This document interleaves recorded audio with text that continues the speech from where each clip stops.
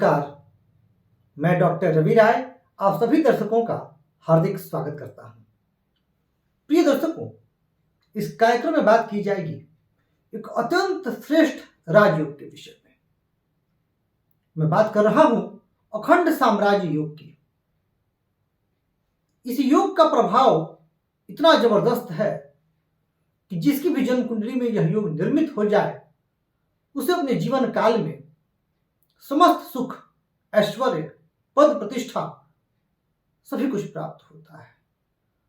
और जैसा कि नाम ही है कि अखंड साम्राज्य योग, तो ऐसे व्यक्ति को जो सफलता मिलती है वह अखंड रहती है। यानी जब से ये सफल होना शुरू हो गए तब से ये लगातार सफल रहते हैं और बहुत कंसिस्टेंट बने रहते हैं। हमारे इर्द गिर्द भी ऐसे कई लोग हैं जो सफलता की सीढ़ियां चढ़ते ही रहते हैं। तो यह योग कैसे निर्मित होता है, क्या नियम है, क्या शर्त है इस योग को पूरा होने के लिए, इस पर बात की जाएगी। साथ ही साथ अखंड साम्राज्य योग जिन प्रमुख हस्तियों में है, जिनकी कुंडली में उपस्थित है, उसमें से भी एक दो लोगों का मैं उदाहरण दूंगा ताकि आप इसे कोरिलेट कर पाएंगे और इसका प्रभाव क्या होता है। जैसे मैंने बताया ही कि प्रभाव जो है जबरदस्त है। अब जैसे ये नाम है साम्राज्य, तो ये कोई जरूरी नहीं है कि सफलता राजनीतिक हो। बिल्कुल, जो अखंड साम्राज्य योग में जिनका जन्म होता है उनको राजनीतिक सफलता भी मिलती है, पर फील्ड कोई भी हो, चाहे बिजनेस हो, स्पोर्ट्स हो, पॉलिटिक्स हो, प्रोफेशन कोई भी हो, ये बहुत आगे बढ़ते हैं और बहुत नाम कमाते हैं। अब अगर आप ये चार्ट देख रहे हैं तो आप लोग को आश्चर्य हो रहा होगा कि मैंने लग्न में ये 4 राशियां दी, वृषभ, सिंह, वृश्चिक और कुंभ। उसी तरीके से धन भाव है, पंचम भाव और लाभ भाव में भी ग्रहों की कुछ राशियां दी हैं। तो जो इसका पहला नियम है, अब हम लोग उस पर आ जाते हैं। पहला नियम यह है कि यह सिर्फ और सिर्फ स्थिर लग्न की कुंडली में ही बन सकता है। अब स्थिर लग्न, स्थिर राशियां कौन कौन सी? तो वृषभ राशि, सिंह राशि, वृश्चिक राशि और कुंभ राशि। और लग्न यही होना चाहिए, इन चारों में से कोई एक लग्न आपका होना चाहिए। यह पहला नियम है। आप अपनी कुंडली देखिए, अगर आपके लग्न में ये प्रथम भाव है, यहां पर 2, 5, 8 या 11 अंक लिखा हुआ है, तो समझिए कि आपका ये लग्न है। और दूसरा नियम क्या कहता है?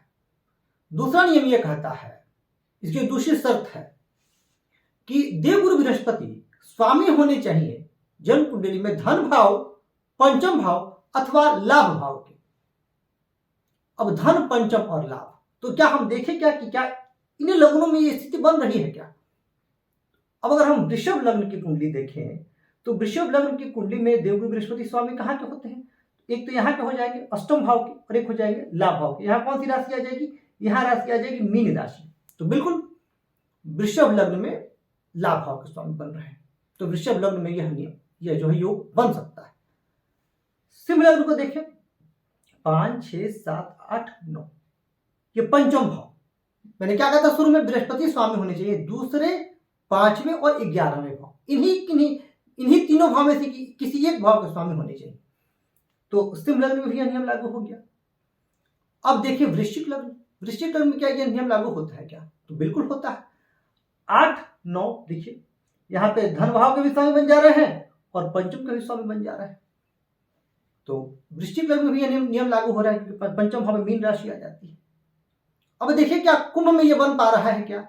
तो कुंभ 11, 12 ये बृहस्पति की राशि है, तो धन भाव, और यहां 9 आ जाएगा तो लाभ भाव। यानी हम देख रहे हैं कि देवगुरु बृहस्पति स्वामी बन रहे हैं दूसरे, पंचम या 11वें भाव के। इन लग्नों में दो चीजें आपने समझ ली, स्थिर लग्न और देवगुरु बृहस्पति कहां के स्वामी होने चाहिए। अब बात आती है कि जन्म कुंडली में देवगुरु बृहस्पति बलवान स्थिति में होने चाहिए। यह तीसरा नियम है। अब बलवान स्थिति का क्या अर्थ? हम ग्रहों के बलाबल को कैसे समझें कि यह ग्रह बलवान है? तो देखिए, कोई भी ग्रह यदि अपनी उच्च राशि में हो, मित्र राशि में हो, केंद्र अथवा त्रिकोण में हो, स्व राशि में हो, मूल त्रिकोण राशि में हो, तो वह ग्रह बलवान होता है। ग्रह का अंश भी अगर 5 से 25 के बीच हो तो अति उत्तम। और अगर ना भी हो पर अगर वर्गोत्तम हो रहा है नवमांश कुंडली में तो भी उत्तम। अब अगर इन लग्नों में बृहस्पति इन्हीं भाव में बैठ जाए, जैसे धन भाव में बैठ जाए, पंचम भाव में बैठ जाए, लाभ भाव में बैठ जाए, तब यह योग निर्मित होगा।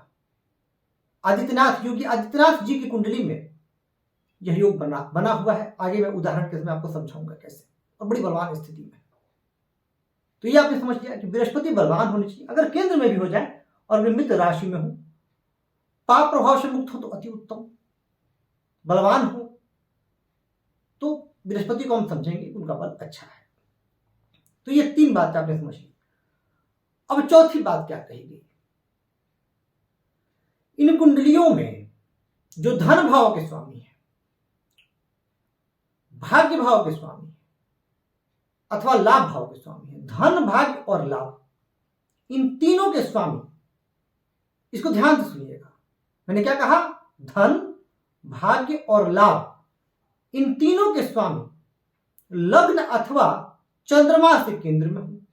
इसको समझाता हूं कैसे होगा।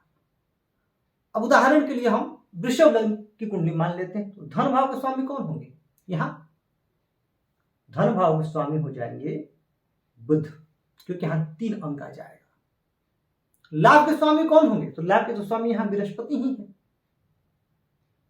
और क्या कहा गया, भाग्य के स्वामी, तो भाग्य के स्वामी बन जाएंगे शनि। अब मान लेते हैं कि बृहस्पति लाभ के स्वामी, बृहस्पति केंद्र में ना हो और अगर लाभेश लाभ भाव में बैठ जाए तो भी यह योग जो है वो घटित होगा। पर जो धन और भाग्य के स्वामी है बुध और शनि, ये कहां होने चाहिए, ये केंद्र में होने चाहिए। किससे, लग्न अथवा चंद्रमा से। अगर ये केंद्र में स्थित हो जाए तभी यह योग बनेगा। यानी अगर हम इसको देखें तो 4 नियम, स्थिर लग्न की कुंडली हो, बृहस्पति दूसरे, पंचम अथवा एकादश के स्वामी हो, बृहस्पति बलवान हो और दूसरे भाव के स्वामी, जन्म कुंडली के दूसरे भाव के स्वामी, नवम भाव के स्वामी और लाभ भाव के स्वामी लग्न अथवा चंद्रमा से केंद्र में। अगर ये 4 नियम लागू हो गए तभी यह योग घटित होगा। और जब यह योग बन जाएगा तो जातक को समृद्धि के शिखर पर पहुंचाएगा। एक और उदाहरण देता हूं, ये तो मैंने वृषभ लग्न का दिया, चारों लग्न को समझ लेते हैं। मान लेते हैं कि सिंह लग्न है, तो सिंह लग्न में धन भाव के स्वामी कौन, बुध, 6 अंक आ जाएगा। लाभ के स्वामी कौन, बुध, यहां 3 अंक आ जाएगा। तो धन और लाभ के स्वामी तो बुध ही हो रहे हैं। भाग्य के स्वामी कौन, मंगल, वहां 1 अंक आएगा। अगर आप सिंह लग्न को देखिएगा तो यहां पर आपका 1 अंक आ जाएगा।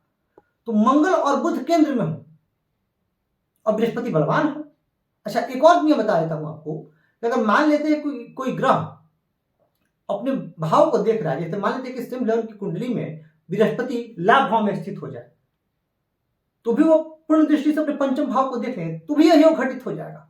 अगर आप शाहरुख खान की कुंडली देखिएगा तो शाहरुख खान की कुंडली में यह योग बना हुआ है। पंचम इनका सिंह लग्न है और पंचम के स्वामी बृहस्पति लाभ भाव में बैठे हुए हैं और मंगल और बुध चतुर्थ भाव में बैठे हुए हैं, केंद्र में, लग्न से केंद्र में, चंद्रमा से नहीं। आगे बढ़ते हैं। अच्छा, मैंने कहा कि उदाहरण दूंगा। तो जैसा कि मैंने कहा कि योगी आदित्यनाथ जी, अब योगी आदित्यनाथ जी जितनी प्रशंसा की जाए उतनी कम है। जिस तरह से वो निर्णय लेते हैं और जो डिसीजन मेकिंग पावर है उनका, और उनके निर्णयों से जो खौफ है अपराधियों में, वह अद्भुत है। और कम उम्र से राजनीति में आ गए और लगातार सफलता की सीढ़ियां चढ़ते जा रहे हैं योगी जी। और उनकी जो कार्य कुशलता है, जो कार्य कौशल है, जो निर्णय क्षमता है, जो प्रशासनिक क्षमता है, जो नेतृत्व क्षमता है, जो सांगठनिक क्षमता है, वह अद्भुत है। अब योगी जी की कुंडली की अगर बात की जाए तो यहां पर उनकी कुंडली की चर्चा से पूर्व मैं शतमंजरी राजयोग का भी वर्णन करना चाहूंगा। शतमंजरी राजयोग में एक सूत्र और प्रतिपादित किया गया है और उससे मैं भी सहमत हूं, और जो कि योगी आदित्यनाथ जी की कुंडली में स्पष्टता लागू भी होता है। शतमंजरी राजयोग में भी यही बात कहेगी कि स्थिर लग्न हो, यह आपने समझ लिया, लग्न स्थिर हो, बृहस्पति इन्हीं भावों के स्वामी हो, परंतु वहां लग्न को महत्व ना देकर के चंद्रमा को महत्व दिया गया और कहा गया कि चंद्रमा से धनेश, भाग्येश अथवा लाभेश, इनमें से कोई भी एक ग्रह केंद्र में हो जाए। समझ लेते हैं सिंह लग्न में ये कैसे लागू हो सकता है। लग्न तो यही है, बृहस्पति बलवान हो। बृहस्पति बलवान का अर्थ क्या, धनु राशि में बैठ जाए। अब योगी आदित्यनाथ जी की कुंडली सिंह लग्न की है और बृहस्पति यही विराजमान है। दूसरा क्या कहा गया, चंद्रमा से केंद्र में हो, कौन, धनेश, लाभेश अथवा भाग्येश। अब सिंह लग्न की कुंडली में बुध, धनेश, लाभेश बनते हैं और भाग्येश बनते हैं मंगल। अब योगी जी की कुंडली में चंद्रमा कुंभ राशि में विराजमान है सप्तम भाव में, और बुध कहाँ है, बुध दशम भाव में है जो कि धनेश और लाभेश है। तो धनेश और लाभेश आकर के स्थित हो गए उनके दशम भाव में, जो कि लग्न से भी केंद्र में हो गए और चंद्रमा से भी केंद्र में हो गए।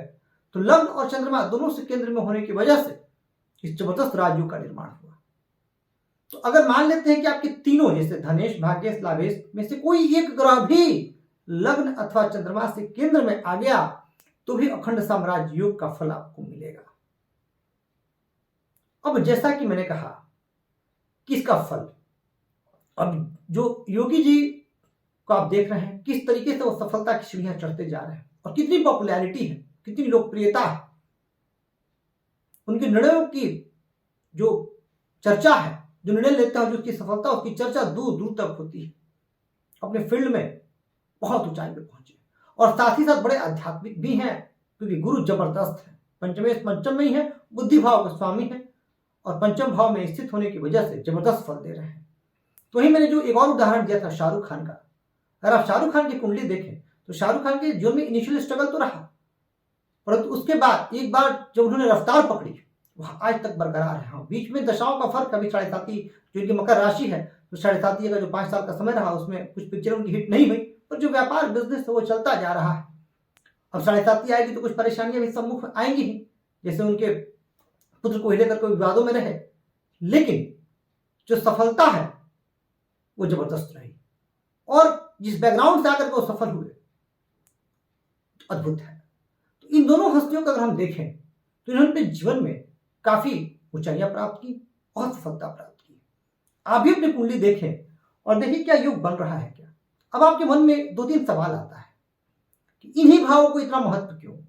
देखिए, पंचम भाव का महत्व सर्वाधिक, यह बुद्धि भाव है, जिसकी बुद्धि अच्छी हो गई, जिसका विवेक अच्छा हो गया, जिसकी निर्णय क्षमता अच्छी हो गई, व्यक्ति जब जीत सकता है।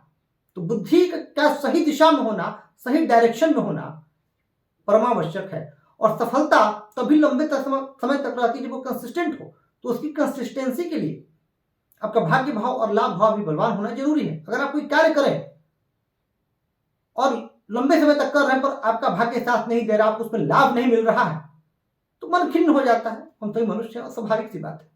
पर ये जो भी कार्य करते हैं उनको सफलता मिलती है तो उत्साह बढ़ता है और जब उत्साह बढ़ेगा तो कार्य करने का मन करेगा, जब कार्य लगातार करेंगे तो कंसिस्टेंट बने रहेंगे। धन, वाणी और कुटुंब, परिवार का सहयोग भी उतना ही आवश्यक है। वाणी कब क्या बोलना है ये भी उतना ही आवश्यक है, क्योंकि कई बार सब कुछ होते हुए भी व्यक्ति की वाणी का सही इस्तेमाल नहीं कर पाता, कब क्या कहां कैसे बोलना है वह समझ नहीं पाता और उसकी वजह से परेशानी उत्पन्न हो जाती है। और भाग्य की महिमा, भाग्य भाव का बलवान होना परमावश्यक है। और केंद्र भाव इसलिए क्योंकि केंद्र भाव को विष्णु स्थान कहा जाता है कुंडली में और त्रिकोण को लक्ष्मी स्थान। तो केंद्र भाव में यदि ग्रह स्थित हो जाए अपने मित्र राशि में, स्वराशि में, उच्च राशि में, बड़े बलवान होते हैं, बड़ा बेहतर फल देते हैं।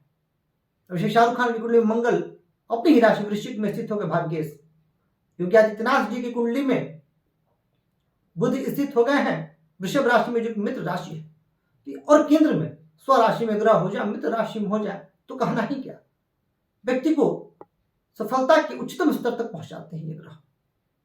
तो आपने ये भी समझ लिया कि इन भावों का महत्व क्यों। अब आपके मन में एक और प्रश्न आता है कि कब, अगर हमारी कुंडली में अखंड साम्राज्य निर्मित हो रहा है तो हमें उसका पूर्ण लाभ कब मिलेगा।